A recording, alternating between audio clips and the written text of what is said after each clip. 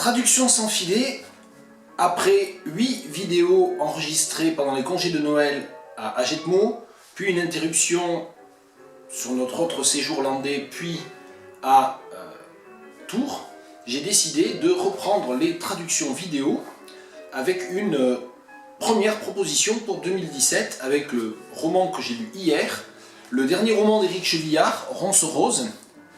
Il va me manquer du temps et c'est heureux pour parler du roman lui-même, puisque je vois qu'il ne me reste que 5 minutes de mémoire dans la carte SD, mais j'ai choisi de réfléchir à 3 passages différents d'une même page, la page 56, toujours dans ma réflexion que j'ai menée dans déjà plusieurs vidéos précédentes sur la traduction de l'humour, sur la traduction des jeux de mots notamment, et des jeux de langage.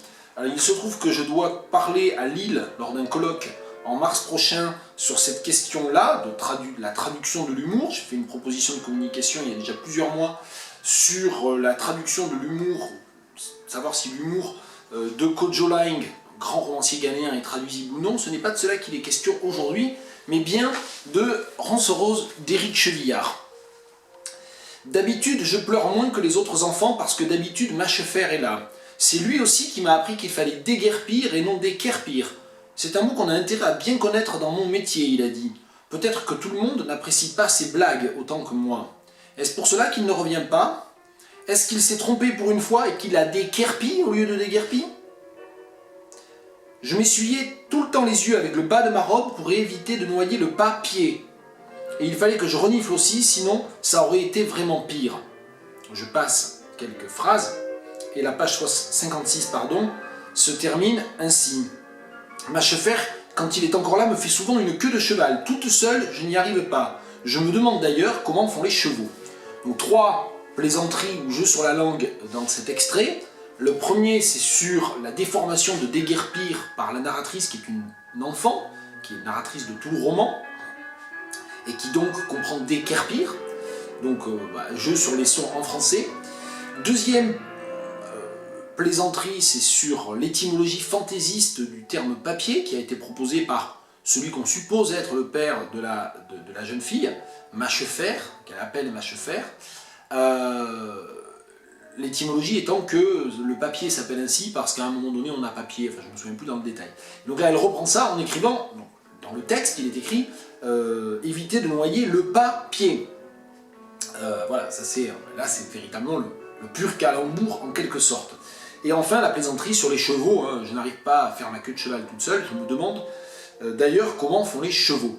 Alors, il me semble, bon, c'est un avis très subjectif, que la moins bonne de ces 3 blagues, le moins bon de ces 3 jeux de mots, c'est celui sur le papier, enfin, il me semble, et c'est celui que d'ailleurs d'emblée, je me trouve dans l'incapacité de traduire, et ça m'a intéressé de prendre comme ça à brûle-pourpoint cette page 56, pour tout d'abord, sinon montrer, du moins mettre en avant cette idée, avancer l'idée, je l'ai déjà fait, que ce n'est pas parce qu'une plaisanterie est intraduisible qu'elle est bonne. Et on ne peut pas en fait juger la valeur de l'humour à son intraduisibilité ou à son degré d'intraduisibilité.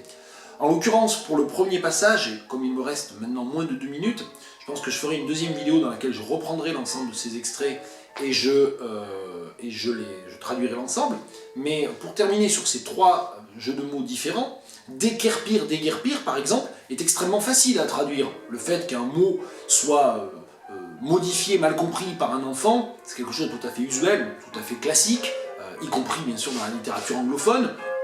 Et donc, en recherchant rapidement les traductions possibles de déguerpir, c'est vrai qu'on trouve souvent des verbes à particules en away, to move away, to run away, to scuttle away. Il y en a un qui m'a paru plus intéressant, c'est skedaddle. Skedaddle est un mot plus rare, et donc il est plus probable qu'une narratrice enfant se trompe sur ce mot, comme d'ailleurs sur déguerpir. Déguerpir, c'est peut-être aussi par analogie avec décamper. Et donc je me suis dit qu'on pouvait tout simplement traduire le couple déguerpir en skedaddle, et pourquoi pas skydaddle. Donc, puisque Mâchefer est peut-être le père de l'enfant, même si elle ne l'appelle jamais comme ça, profiter du fait qu'il y a dad dans skedaddle, peut-être. Et donc, skedaddle, en transformant le mot dad. Bon, ça c'est une possibilité. Pour papier, je ne vais pas perdre 5 secondes de plus à redire ce que j'ai dit, pas d'idée spontanément comme ça en improvisation.